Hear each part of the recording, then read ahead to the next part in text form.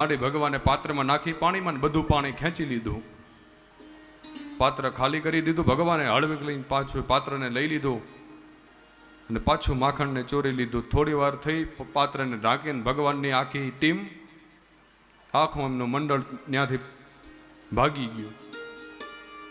લીલાવતીને થયું ક્યારને હુતી છું, હજી અવાજ આવ્યો નહીં, આ મંડળ ગયું ક્યાં? લીલાવતી અંદર જોયું માખણ હતું જ નહીં. ઓ તારી ભલી થાય. પાછું મંડળ મળે, કેટલીક ગોપીઓ ભગવાનને પકડે, જશોદાજીને ફરિયાદ કરે,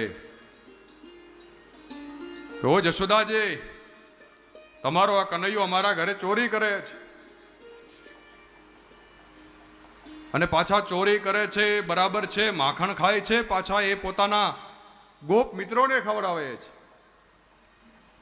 તો જશોદાજી કે અરે વારી જાઉં મારા લલ્લા પર. તો ગોપીઓ કે નવાઈની વાત છે ને કે અમે ચોરીની ફરિયાદ કરીએ ને જશોદાજી વાલ કરે છે લાલાને. તો ગોપીઓ કહે જશોદાજીને કે મૈયા, અમે ચોરીની ફરિયાદ કરીએ છીએ ને તમે પાછા ઉલટાના લાડ લડાવો છો તમારા કનૈયાને.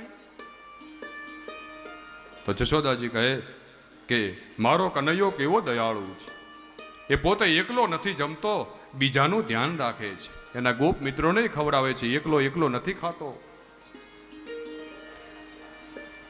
તો ગોપીઓ કહે કે તમારો કનૈયો પોતાના મિત્રોને ખવડાવે, બરાબર છે, પાછા એ ગલીઓના કૂતરાઓને વાંદરાઓને ખવડાવે છે માખણ.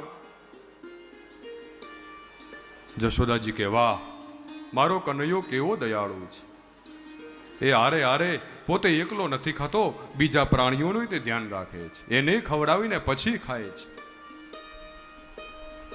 ગોપીઓ ફરિયાદ કરે ને માં જશોદાજી એ ફરિયાદને હટાવે, પોતાના કનૈયાને લાડ લડાવે.